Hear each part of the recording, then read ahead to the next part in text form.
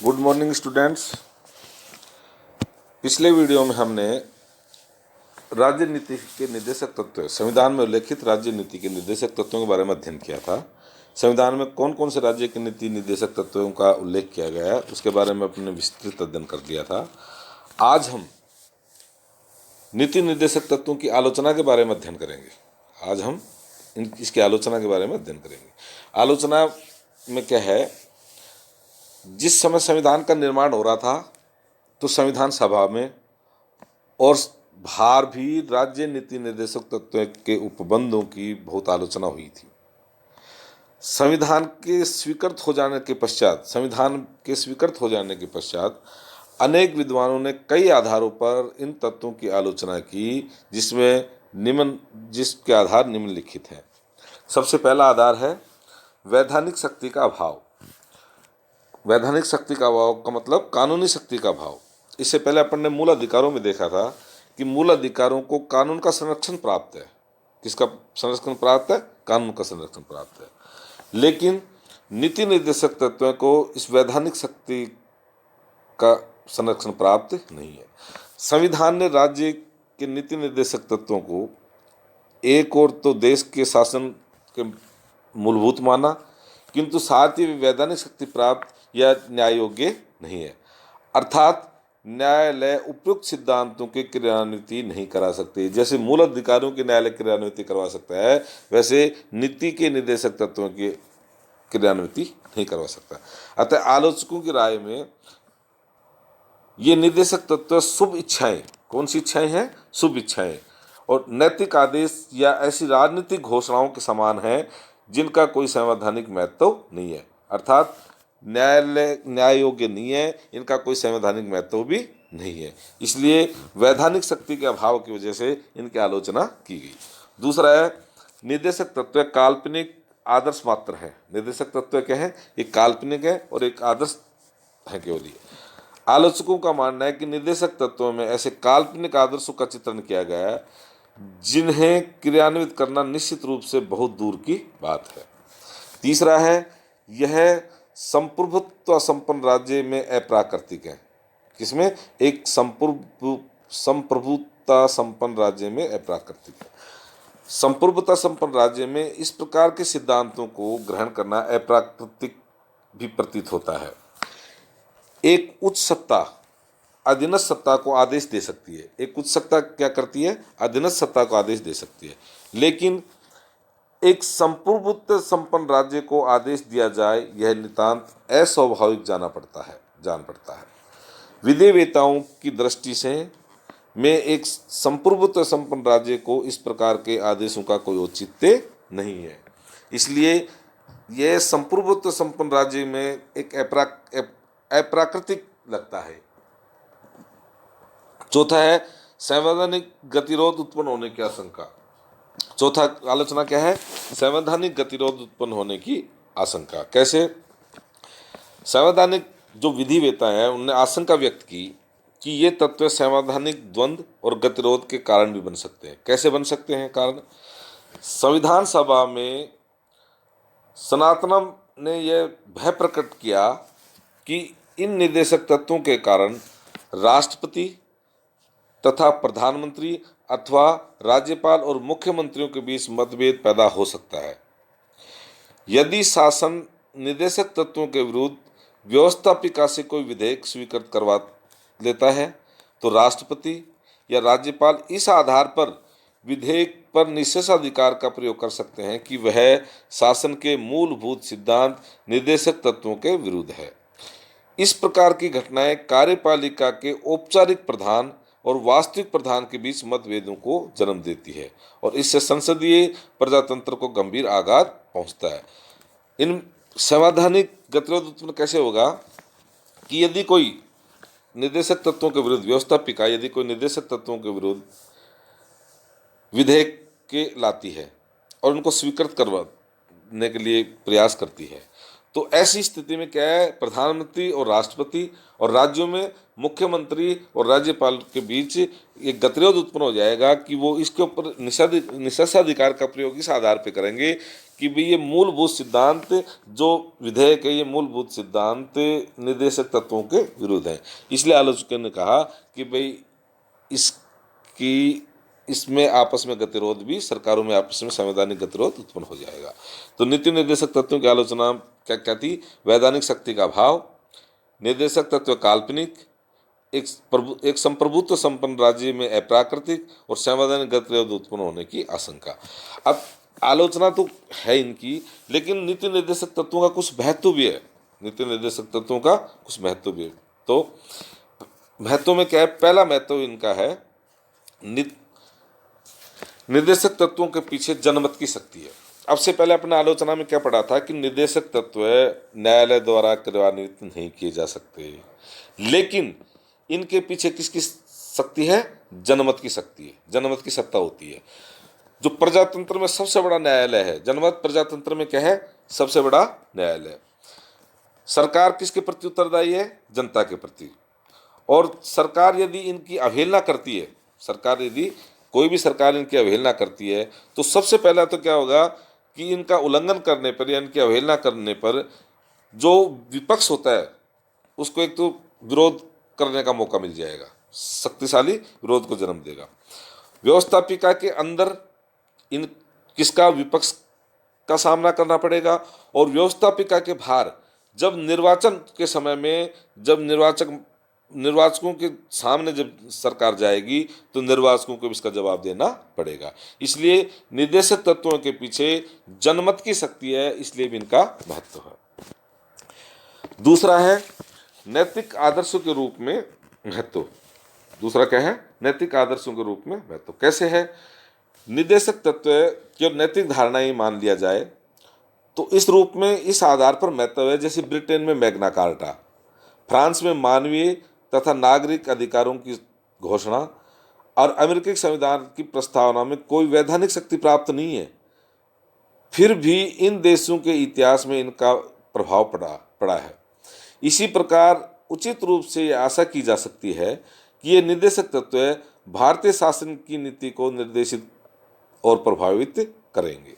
जैसे Britain, France और America की ये जो घोषणाएं हैं, इनके आधार पर यह आशा की जा सकती है कि यहाँ भी ये हमारे इसको प्रभावित करेंगे। तीसरा है शासन के मूल्यांकन का आधार। तीसरा क्या है? महत्व इनका शासन के मूल्यांकन का आधार।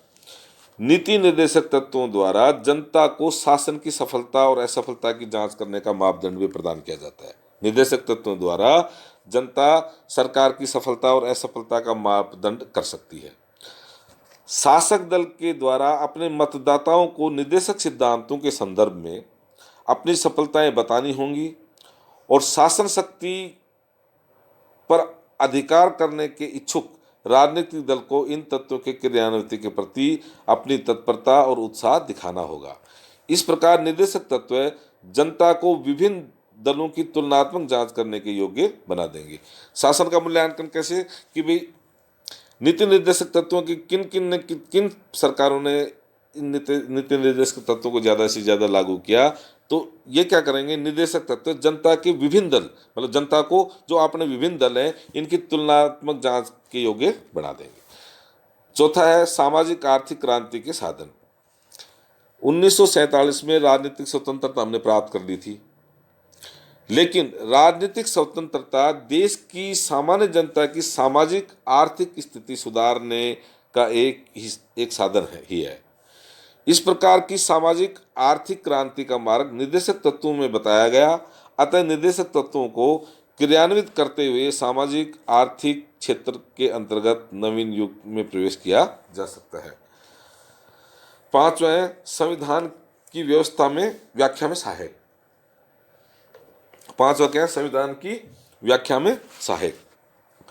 संविधान के अनुसार नीति निर्देशक तत्व देश के शासन के मूलभूत हैं, जिसका तात्पर्य है कि देश के प्रशासन के लिए उत्तरदायी सभी सत्ताएं उनके द्वारा निर्देशित होंगी। न्यायपालिका भी शासन का एक महत्वपूर्ण अंग होने के कारण यह आशा की जाती है कि भारत में न्यायालय संविधान की व्याख्या के कार्य में निर्देशक तत्वों का को उचित महत्व देंगे। संविधान की व्याख्या का कार्य किसके पास है? न्यायालय के पास। लेकिन ये आशा की जाती है कि जो संविधान की व्याख्या न्यायालय करेगा वो निर्देशक तत्वों को उचित महत्व देंगे। और छठा है, कार्यपालिका प्रधान इसका दुरुपयोग नहीं कर सकते। कार्यपालिका प्रधान क्या नहीं कर सकते? इसका दुरुपयोग। कैसे? निर्देशक तत्वों के पक्ष में एक बात ये जरूर कही जा सकती है कि संविधान सभा के सदस्यों और संविधानवेताओं ने यह भय प्रकट किया कि राष्ट्रपति या राज्यपाल इस आधार पर किसी विधेयक पर अपनी असहमति देने से इनकार कर सकते हैं, अपनी सहमति देने से इनकार कर सकते हैं कि वह निर्देशक तत्वों के प्रतिकूल है। लेकिन व्यवहार में ऐसी घटनाओं की संभावना बहुत कम है। क्यों कम है? संसदात्मक शासन में नाममात्र का कार्यपालिका प्रधान लोकप्रिय विधानमंडल और मंत्री परिषद द्वारा पारित विधि को अस्वीकृत करने का दुस्साहस नहीं कर सकता। क्या नहीं कर सकता? संसदीय शासन प्रणाली में जो नाममात्र की कार्यपालिका है वो विधानमंडल द्वारा और मंत्री परिषद द्वारा यदि कोई विधेयक पारित कर दिया जाता है तो उसको अस्वीकृत करने का दुस्साहस नहीं कर सकेगा। इस पे डॉक्टर अंबेडकर ने कहा, विधायिका द्वारा पारित विधि को अस्वीकृत करने के लिए राष्ट्रपति या राज्यपाल निर्देशक तत्वों का प्रयोग नहीं कर सकते। इसलिए हम कह सकते हैं निर्देशक तत्व इस दृष्टि से महत्वपूर्ण है कि गांधीवादी आदर्शों का स्थान दिया गया है। इस प्रकार यह कहा जा सकता है कि वैधानिक शक्ति प्राप्त न होने पर भी निर्देशक तत्वों का अपना महत्व और उपयोगिता है। अब निर्देशक तत्वों का क्रियान्वयन। किसका? निर्देशक तत्वों का क्रियान्वयन। नीति निर्देशक तत्वों के क्रियान्वयन की समस्या पुलिस राज्य को कल्याणकारी राज्य और संविधान द्वारा स्थापित राजनीतिक लोकतंत्र को आर्थिक सामाजिक लोकतंत्र में परिवर्तित कर सकने की समस्या है। नीति निर्देशक तत्वों में अनेक बातें कही गई हैं, लेकिन यदि निर्देशक तत्वों का कोई लक्ष्य बतलाया जा सकता है तो वह है सामाजिक आर्थिक न्याय। निर्देशक तत्वों में आर्थिक सामाजिक न्याय से संबंधित प्रमुख बातें ये हैं। कौन कौन सी हैं? अधिकतम संभव सीमा तक आर्थिक समानता की स्थापना, सभी व्यक्तियों के लिए आजीविका के साधन, बालकों, महिलाओं, युवकों और श्रमिकों सहित सभी व्यक्तियों की शोषण से रक्षा, छोटे कृषकों, भूमिहीन कृषि मजदूरों के हितों की रक्षा, असहाय व्यक्तियों को राजकीय सहायता और सभी व्यक्तियों के लिए कानूनी न्याय प्राप्ति आदि। आर्थिक सामाजिक न्याय की प्राप्ति का लक्ष्य इतना बड़ा है कि इसे पूरा करने के लिए दीर्घकालीन प्रयत्न तथा तीव्र गति से आर्थिक सामाजिक शैक्षणिक विकास आवश्यक है। संविधान लागू किए जाने के समय से ही इस दिशा में शासन द्वारा कई महत्वपूर्ण कदम उठाए, जिनका संक्षिप्त विवरण इस प्रकार है। सबसे पहला, जमींदारी और जागीरदारी प्रथा का अंत और भूमि सुधार। पहले क्या था? जमींदारी और जागीरदारी प्रथा थी। जमींदारी और जागीरदारी प्रथा ये सैकड़ों वर्षों तक रही और इसमें क्या किया गया, जो किसान थे उनका शोषण किया जाता था। किनका शोषण किया जाता था? किसानों का। जो जमीन पे कार्य करते थे उनका शोषण किया जाता था। किनके द्वारा? जमींदार और जागीरदारों द्वारा। 1951 में जमींदारी और जागीरदारी व्यवस्था को समाप्त कर दिया। 1951 में क्या किया? जमींदारी और जागीरदारी व्यवस्था को समाप्त कर दिया। 51 से लेकर आज तक कई भूमि सुधार विधेयक, कई भूमि सुधार कानून पारित किए। इन सभी भूमि सुधार कानूनों को संविधान की 9वीं अनुसूची में रखते हुए, कौन सी में? 9वीं अनुसूची में रखते हुए उन्हें उच्च संवैधानिक स्थिति प्रदान की गई। इस भूमि सुधार कानून का सर्व प्रमुख लक्ष्य भूमि पर जोतने वाले का अधिकार होना चाहिए। जमींदारी और जागीरदारी प्रथांत करके इसमें क्या सुधार किया गया कि भूमि पर जो कार्य कर रहा है, जो किसान भूमि को जोतता है, भूमि पर उस किसान का ही अधिकार होना चाहिए। दूसरा है पंचवर्षीय योजनाएं। देश के आर्थिक विकास के लिए कई तरह की पंचवर्षीय योजनाएं लागू की गई और पंचवर्षीय योजनाओं में क्या है, देश के आर्थिक विकास के लिए एक नियोजन का मार्ग अपनाया गया। किसका मार्ग? नियोजन का मार्ग अपनाया गया। अब अब तक 12 पंचवर्षीय योजनाएं क्रियान्वित की जा चुकी। कितनी क्रियान्वित की जा चुकी? 12। इन योजनाओं में किसको ज़्यादा महत्व दिया गया? कृषि, जल संसाधन, पशु नस्ल सुधार, ग्रामीण विकास, ऊर्जा, उद्योग, वाणिज्य, परिवहन, संचार, श्रम, आवास, स्वास्थ्य, पर्यावरण, वैज्ञानिक अनुसंधान और शिक्षा आदि के संबंध में विविध कार्यक्रम अपनाकर इन्हें क्रियान्वित किया गया। किसमें? पंचवर्षीय योजनाओं।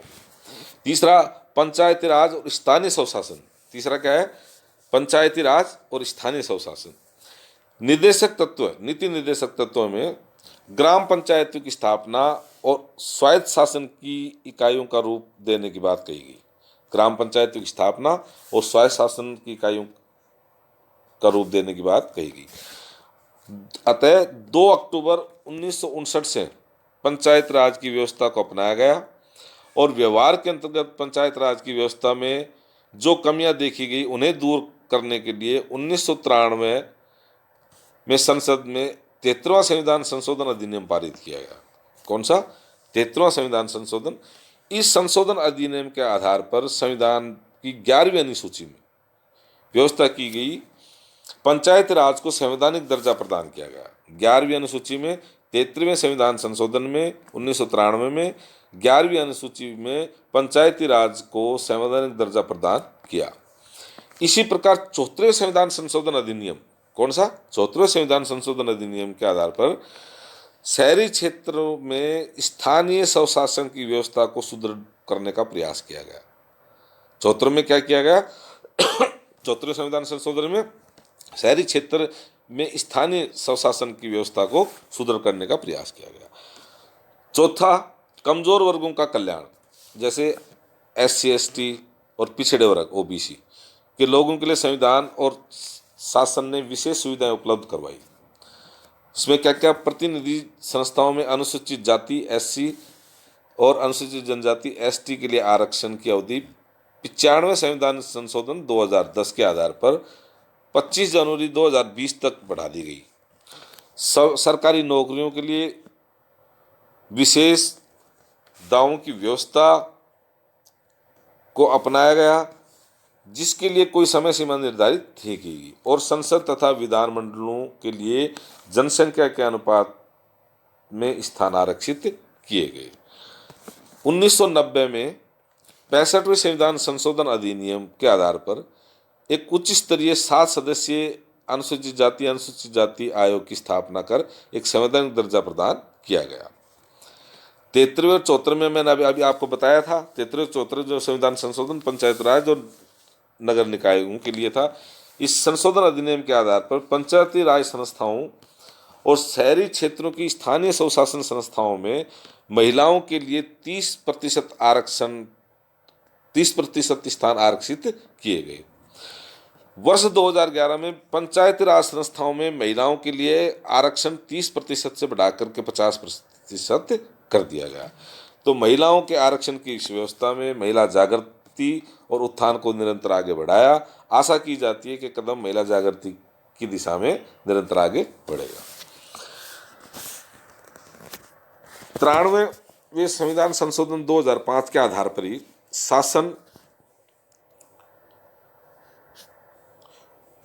शासन से वित्तीय सहायता प्राप्त न करने वाली निजी संस्थाएं, जिनमें SC ST और पिछड़े वर्ग के लिए आरक्षण का प्रावधान किया गया।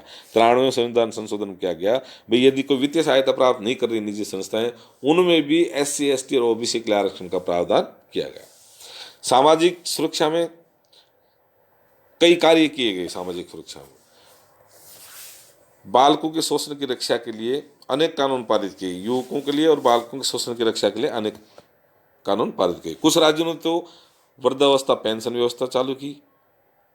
कुछ राज्यों ने वरिष्ठ पेंशन बीमा योजना चालू की। जुलाई 2003 में निर्धनता रेखा के नीचे जो परिवार थे उनके लिए सार्वभौमिक स्वास्थ्य बीमा योजना लागू की गई। सामाजिक सुरक्षा की दिशा में जो प्रारंभिक कदम थे, राष्ट्रीय ग्रामीण रोजगार गारंटी अधिनियम, ये 2005 में किया गया। इसमें क्या था? एक परिवार के एक सदस्य को न्यूनतम कम से कम 100 दिन रोजगार की गारंटी दी गई। 200 जिलों में प्रारंभ में 200 जिलों में अधिनियम को लागू किया, लेकिन 1 अप्रैल 2008 से इसे पूरे देश में अर्थात देश के सभी 596 जिलों में लागू कर दिया गया। अपनी सभी सीमाओं के बावजूद यह कानून निश्चित रूप से रोजगार के अधिकार की दिशा में एक पहला कदम था। छठा है बड़े बड़े उद्योगों का राष्ट्रीयकरण। जो बड़े बड़े उद्योग थे उनका क्या क्या राष्ट्रीयकरण किया गया। कैसे? जिसमें इसके अंतर्गत जैसे जीवन बीमा का राष्ट्रीयकरण किया गया, बैंकों का राष्ट्रीयकरण किया गया, पर्यटन, परिवहन, कोयला, खान, विद्युत आपूर्ति आदि का राष्ट्रीयकरण किया गया। इस प्रकार राजाओं के प्रिवी पर्स समाप्त कर दिए। वे सभी कार्य आर्थिक समानता के लक्ष्य को प्राप्त करने के लिए किए गए। अगला, संपत्ति के अधिकार से संबंधित व्यवस्था में परिवर्तन। संपत्ति पहले मूल अधिकार था। संपत्ति का अधिकार मूल अधिकार था जब संविधान का निर्माण हुआ तब। तो मूल अधिकारों को, जब संपत्ति का मूल अधिकार को आर्थिक और सामाजिक न्याय के मार्ग में बाधा मानते हुए पहले तो ये विधिक और संवैधानिक संशोधन के आधार पर इसे सीमित किया गया। लेकिन पहले तो इसको सीमित किया, लेकिन 44वें संविधान संशोधन 1979 के आधार पर इस अधिकार को मूल अधिकारों की सूची से निकाल दिया गया। अब संपत्ति का अधिकार केवल एक कानूनी अधिकार है, मूल अधिकार नहीं है। और अगला है न्यायिक व्यवस्था में सुधार। अगला क्या है? न्यायिक व्यवस्था में सुधार। न्यायपालिका का कार्यपालिका से पृथक्करण किया गया, जिससे जनता को निष्पक्ष न्याय मिल सके। क्या किया गया इसमें? न्यायपालिका और कार्यपालिका को अलग अलग किया गया, जिससे न्यायपालिका स्वतंत्र रूप से अपना कार्य कर सके और जनता को निष्पक्ष न्याय मिल सके। इसी प्रकार शीघ्र न्याय की प्राप्ति के लिए लोक अदालतों की व्यवस्था की गई। 2001 और 2002 में शीघ्र न्याय के लक्ष्य की प्राप्ति के लिए त्वरित न्यायालय की व्यवस्थाओं को भी अपनाया गया। और अगला है अनिवार्य तथा निःशुल्क प्राथमिक शिक्षा का अधिकार। ये अपन ने मूल अधिकारों में भी इसके बारे में पढ़ा था। निर्देशक तत्वों के अंतर्गत अनुच्छेद 45 में, किसमें? अनुच्छेद 45 में राज्य को निःशुल्क तथा अनिवार्य प्राथमिक शिक्षा की व्यवस्था करने का निर्देश दिया गया। इस निर्देश के अनुसार 2002 में 86वें संविधान संशोधन के आधार पर प्रारंभिक शिक्षा के मूल अधिकार की व्यवस्था करते हुए कहा, राज्य 6 से 14 वर्ष कब से 6 से और 14 वर्ष तक के सभी बच्चों को अनिवार्य एवं निःशुल्क शिक्षा देने के लिए बाध्य होगा। इस लक्ष्य की प्राप्ति के लिए राज्य मूल अधिकार, इसकी 2002 में इसको 86वें संविधान संशोधन में मूल अधिकार घोषित किया गया कि भी 6 से लेकर 14 वर्ष तक के सभी बच्चों को अनिवार्य एवं निःशुल्क शिक्षा देने के लिए राज्य बाध्य है। इस लक्ष्य की प्राप्ति के लिए सर्व शिक्षा अभियान चलाया गया और विद्यालयों में मध्यावकाश भोजन मिड डे मील की व्यवस्था की गई। शिक्षा का मूल अधिकार 2002 में स्वीकार कर लिया गया था, लेकिन जुलाई 2009 तक यह अधिकार मात्र एक घोषणा थी। अगस्त 2009 में बजट नोटिफिकेशन जारी करते हुए इसे कानूनी रूप प्रदान कर दिया गया और 1 अप्रैल 2010 से सभी जगह लागू कर दिया गया। इस अधिकार को कानूनी रूप प्रदान करने का आशय यह है कि 6 से 14 क्यों, इसका मतलब यह है कि 6 से 14 वर्ष के बच्चों को वास्तव में अनिवार्य शिक्षा तथा निःशुल्क शिक्षा प्राप्त हो। इस हेतु समस्त आवश्यक व्यवस्था करना राज्य का दायित्व है। मतलब इनको निःशुल्क शिक्षा प्राप्त हो, इसकी व्यवस्था करने का दायित्व किसको है? राज्य को। तो हम ये कह सकते हैं कि इस व्यवस्था के संदर्भ में कि यह निश्चित रूप से क्रांतिकारी कदम था। इसलिए आज हमने इसकी आलोचना, इसका महत्व और नीति निर्देशक तत्वों को अब तक सरकारों ने कितना कितना क्रियान्वित किया उसके बारे में अध्ययन किया। तो नीति निर्देशक तत्वों का अध्याय यहीं समाप्त होता है।